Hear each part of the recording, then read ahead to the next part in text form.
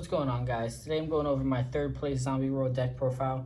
Took this to the first locals back since COVID, allowed us to go back to the shop. Was able to take third place with it under the July 2021 ban list. Felt pretty confident with it. I'm going to probably make a few tweaks with it now that the format gets a little bit more defined and saw what was popular at the shop. I'll go over those changes with you. Also want to note this is a pure zombie world deck profile. I do not play any Eldritch cards in it. The Eldritch variant might be more optimal. I just prefer to play it pure. One of those fun decks for me. My favorite rogue deck to play. And with that being said, let's get into it.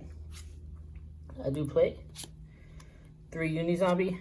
Bread and butter of the deck allows you to up 1 level of a monster to either discard from hand or send from deck.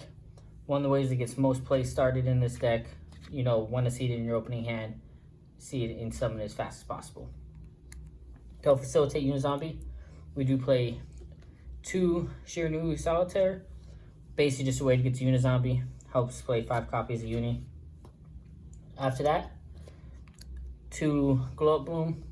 When it's sent to the graveyard from deck, from field, you're able to banish it to either add a level 5 or higher zombie monster to hand, or special summon it straight from deck if you have Zombie World on the field. One of the great ways to facilitate, the Doom King Battle Drock and some of the higher level zombie plays, help get the play started. After that, the 2 Necro Road Banshee, helps get Zombie World once again, play starters here. It's what we're looking at. Get Zombie World on the field. One thing a lot of people do forget, if she's on the field, Zombie World cannot be destroyed. Once it doesn't come up as often, you don't leave her on the field too often. But if you already have a Zombie World, you don't need a normal summon for that turn. Put her on the field. It does come up Harvey's Feather Duster, Twin Twisters.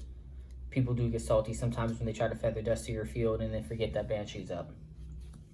After that, who Glow Bloom gets the most? The 2 Doom King Ballardrock, boss monster of the deck. High attack. Also, once per chain, lets you either negate a zombie monster's effect or pop one on the field. Overall, great with Zombie World. All monsters are zombies, so you get to negate your opponent's effects all day. And that is once per chain, so you get to use each one of them. It's not once per turn. Great card. Like I said, just remember for him, you do get to use both the effects, the negate and the pop effect in the same turn. I do come into that sometimes when you play with people and they go, hey, you already negated, you already popped, you can't use the other one. And it's, you get to use each one once per chain, but you only get to use each effect once. Next, the 2 Mizuki with the slower format we were expecting, or the slower format that we've been in with, Invoke, Shadal, some of the slower decks. I like to play 2 for the grind games, banishing from graveyard, typical zombie shenanigans, special summon 1 back. In faster formats, I do typically only play 1 because you don't go through that many. I do just feel 3 is a little cloggy though. Next, the 1 Gozuki, another play starter, another normal summon. I believe we play 6 normal summons in the deck to help get the play started. I try not to go too far above that, but Gozuki is one of the cards that if you choose to up it to 2, it probably would be one of the first cards I would up in the deck. Next, the 1 Vampire Frowling. Great card for, tech card. More people expect it nowadays than they used to, but still, summon it to field, boost monsters' attack and defense by paying life points. And one thing I think a lot of people forget, if she beats over a monster, destroys it by battle, you're able to special summon that monster to your side of the field at the end of the battle phase. Take Dragoons, take whatever you want. Next one, 1 Jackal Bolin. Free body. I go back and forth between 2 and 1. I like him at 1, but once again, discard from hand, special him straight to field. Great. Zombies want to be in the grave anyway. Next, for the open-ended format, I went with the 3 Ash Blossoms. For the hand traps, I went with the safe pick. Plus, with her being a zombie, lets you get the plays off with a Doom King Ballardrock to, chain to her effect. Next, the 2 Ghost Spell. Once again, I didn't want to play too many hand traps. Wanted to play some. wasn't 100% sure what people were playing. I know what to expect, and I thought these were generic enough that, you know, while people at the locals are getting mixed up, getting, generic great hand traps that also work with the zombie deck. Next, bread and butter, what makes the deck go around. Zombie World. Turns everything to the field engraving zombies. If your opponent needs a specific typing, Salamangreat, Tri-Brigade, a lot of those decks like that, turns it off. One effect people do forget, you can't tribute summon. Doesn't come up too often. If you happen to run into a Fringe Monarch or, True Draco player, it can though. Next, the 3 Pot of Extravagance. The draw 2 isn't super necessary. It's great, can be extremely helpful. Baits out Ash a lot though, which helps tremendously with Unizombie plays. If this deck gets ashed, turn is shut down. So I like to play Pot of Extravagance, get it out the way, especially, turn 1 before people know what you're playing. They almost always ash it, allows you then to put the Uni on field, go off. 3 Super Poly. I know a couple people think Super Poly's lost its potency a little bit. With Zombie World, the Dragon Necro, I think it's mandatory 3 of in this deck. Next, our back row hate. I do main deck 1 Feather Duster and 2 Twin Twisters. Invoke Shaddoll, bunch of other back row decks pretty heavy. Trap decks are heavy. It's a guy at my locals, that always plays Pendulum. Gotta have the back row hate. Next for the 1-ofs, play 1 Call by Grave. Once again, Ash destroys this deck. 1 Foolish Burial helps get play started. Send, Glow Up Bloom or Banshee to grave. If you already have both of them, a way to get them to grave to get the play started. Helps facilitate, set up the, Mizuki for this special summon from graves. Helps set up the Doom King Ballard Rock to special summon back on standby phase. Just great play facilitator. 1 Instant Fusion, once again, same concept, can help get the plays going, stop them from getting ashed. Instant Fusion out the Millennium Eyes. Go on with plays from there. The 1-for-1, primarily for the Glow Up Bloom. Once again, got to get the play started. And then the infamous lock, I do play the 3 Rivalry. I still go back and forth on this a lot. Sometimes I love it, sometimes I don't. I would understand if you decided to cut it out. I decided to cut it out. Sometimes it's when it goes off, if people don't have any back row removal, it can be, a great lock, get people locked out. When it doesn't go off though, if they clog up, it can be a big downer. Go for it. Zombie World Rivalry lock, one of the hardest locks to get out if they don't have a way to get out of it though. Next for the extra deck, for the Link 2s, I played 2 Vampire Suckers. Typical zombie shenanigans.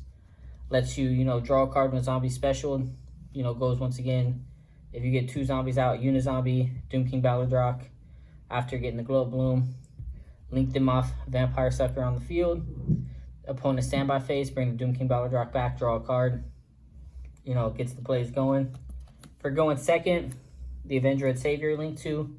Great for battle phases, helps, to lower attacks by sending 1 zombie monster from a deck to grave during battle. Once again, great Link 2. I say these are the standard Link 2s to play in the deck. I like 2 and 1.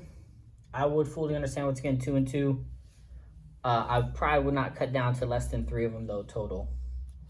Next for the Link 1s, for the Glow Up Bloom, I do play 1 Relinquish Anima. I won't say another one go back and forth on. I do like the Link Rebo for the utility a little more. I might bump the Link Rebo up to 2. But, I like to have the 1 Link, 1 Relinquish Anima for different situations. I do play the 1 Link Rebo if you have a way to get Zombie World on the field. Zombie, normal summon, Glow Up Bloom. Link him off for 1 of these 2. Get the play started with having the Doom King come up. Like I said, 2 Link Rebo might be nice. I right now I'm liking the Anima, but I'm thinking about taking it out for another Link Rebo. For the Link Forest with Super Poly, or like I said, Jacobolin bringing the monster back and all that, you do get a little bit. I don't play too many Link Forests, but I do play the 1 Burrow Sword and the 1 Burrow Load. Once again, they do not come up too often.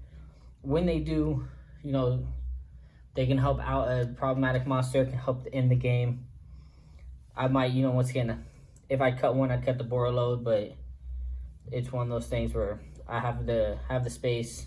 They don't come up too often. I keep them in there. Next, for the Witness Infusion target, the Millenniumize Restrict.